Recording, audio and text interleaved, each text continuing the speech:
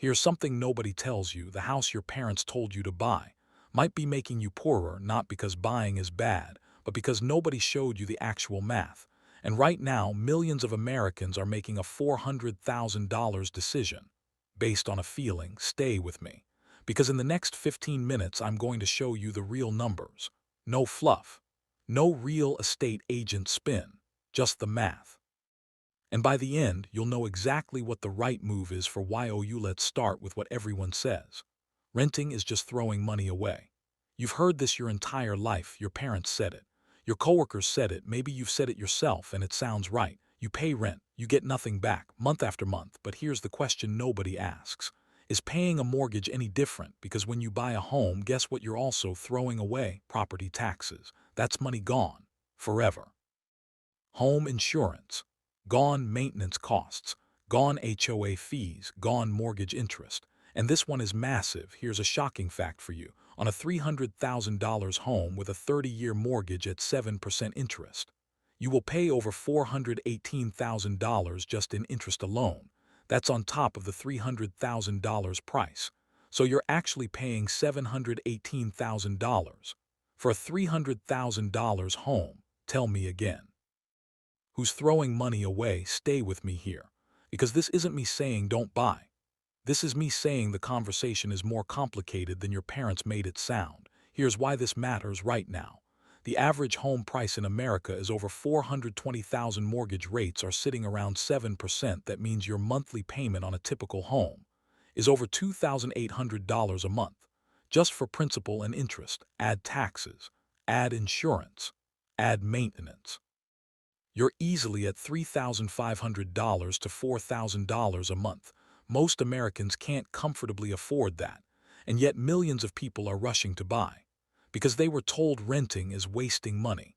Here's the real danger: buying the wrong home at the wrong time could set you back financially by a decade, and not buying when you should have could also cost you. So what do you actually do? That's what we're going to figure out right now. Part 1. The true cost of buying. Let's build this from scratch. You want to buy a $350,000 home. Here's what most people think about. The mortgage payment. Here's what most people don't think about first. The down payment. The standard is 20%. That's $70,000. Most dollars people put less down. But if you put less than 20%, you pay something called PMI. PMI stands for private mortgage insurance. It protects the bank, not you. And it adds $100 to $300 to your monthly payment until you hit 20% equity. Most people don't know this. Second, closing costs. When you buy a home, you pay closing costs. That's another 2% to 5% of the home price. On a $350,000 home, that's $7,000 to $17,500 before you move in. Third, maintenance. Here's the rule of thumb real estate experts use. Budget 1% of your home's value every year for maintenance. On a $350,000 home, that's $3,500 per year. Every single year. Roof. That's $10,000 to $20,000. Air conditioning, $5,000. Water heater, $1,500. These dollars costs are real, and renters never pay them. Fourth, property taxes. Depending on your state, property taxes range from 0.5% to 2.5% per year. In Texas or New Jersey, you're paying $5,000 to $9,000 per year just in taxes. Fifth, opportunity cost. This one is sneaky. That's $70,000 down payment if you had invested it in the S&P 500 instead. Historically, the S&P 500 returns about 10% per year. In 10 years, that $70,000 would grow to around $180,000 in $30 years. Over $1.2 million. That's money you gave up by putting it into a home. Most people don't know this. Part 2. The true cost of renting. Now let's be fair. Renting has real costs too. First, no equity. When you rent, you don't build ownership. That's true, your landlord does. Second, rent increases. Your landlord can raise rent. You have limited control. Over 10 years, if rent rises just 3% per year, a $1,500 rent becomes $2,015 per month. Third, no stability. Your landlord can sell. You might have to move. That's stress. That's real. But here's where it gets interesting. Part 3. The rent V's by calculator. The real math. Let's run the actual numbers. Same city, same neighborhood. Option A. Buy a $350,000 home. Down payment, $70,000. Monthly dollars. Mortgage, 30 years, 7%, $1,862. Property dollars. Taxes, $350 month. Insurance, $150 month. Maintenance, $292 month. PMI if applicable, $150 month. Total monthly cost of owning. B. Rent an equivalent home for $2,000 month and invest the $70,000 down payment. Plus invest the $800 month you're saving at 8% average return. Here's where it gets interesting. After 5 years, the homeowner has built equity, but also spent a fortune in interest and maintenance, and has limited liquid assets. The renter has a growing investment portfolio of over $130,000. After $10 years. The homeowner has more equity. The market helped, but they've paid $336,000 in mortgage payments, taxes, insurance, and maintenance. The renter's portfolio has grown to over $230,000. Plus, they still have flexibility. Here's a surprising statistic. A 2023 study found that in many major American cities, renting and investing the difference actually outperforms buying over a 10 to 15-year period in cities like Austin, Phoenix, and Miami.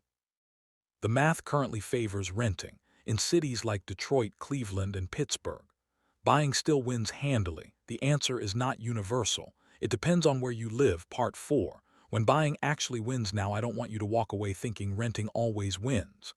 That's not what I'm saying. Buying wins under specific conditions. Let me show you. Condition 1. You stay in the home long enough. This is the biggest factor. When you buy, you pay massive upfront costs, closing costs, down payment, PMI. You need time to recover those costs through equity and appreciation. The break-even point is usually 5 to 7 years. If you're moving in 3 years, do not buy.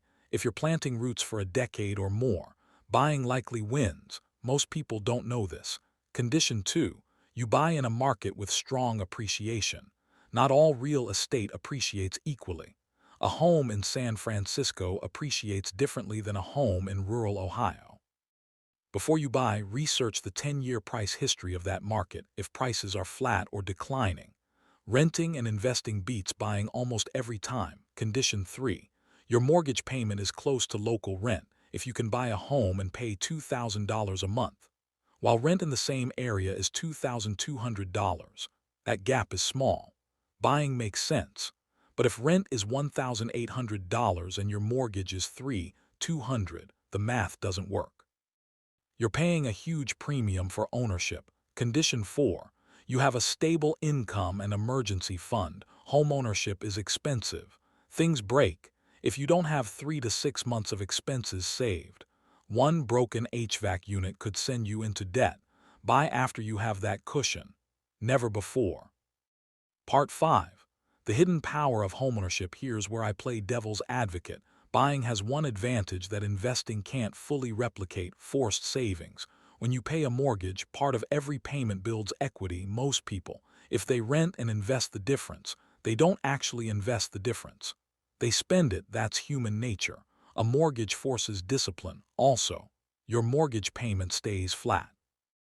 In 10 years, your $2,000 mortgage payment stays $2,000, but dollars rent keeps going up. And after 30 years, your mortgage is gone. Your housing is nearly free. Just taxes and maintenance. A renter at 65 is still paying rent. That's a real risk. And one more powerful thing: tax deductions. Mortgage interest is often tax deductible. And when you sell a primary home, you can exclude up to $250,000 in gains from taxes. $500,000 for married couples. That's enormous. Part 6. The Michael Secrets decision frameworks. How do you actually decide? Use this simple framework. Ask yourself 5 questions. Question 1. Will I stay here for at least 5 to 7 years? If no, rent. Question 2. Is my mortgage payment within $300 of local rent? If the gap is bigger, seriously consider renting. Question 3. Do I have a 20% down payment and a 6-month emergency fund? If no, keep renting and saving. Question 4. Is this market historically appreciating if flat or declining? Renting and investing likely wins. Question 5. Am I buying this home for the right reasons, not because your parents pressured you? Not because your friends are doing it, because your numbers make sense. If you answered yes to most of these, buying is likely your move. If you answered no to more than 2, renting and investing is your move. For now, the keyword is for now. Circumstances change. Let's do a quick recap. Buying a home has massive hidden costs: taxes, insurance, maintenance, closing costs. Renting isn't throwing money away. It buys you flexibility and liquidity. The real math depends on 3 things: how long you stay, what market you're in, how you use the money you save. If you stay 7+ years in an appreciating market and can comfortably afford the payment, buying likely wins. If you're young, mobile, or in an expensive market, renting and investing can actually build more wealth. There is no universal right answer. The right answer is your answer, and now you have the framework to find it. If this video helped you, smash that subscribe button. Every day I reveal money secrets that your school never taught you. See you next day.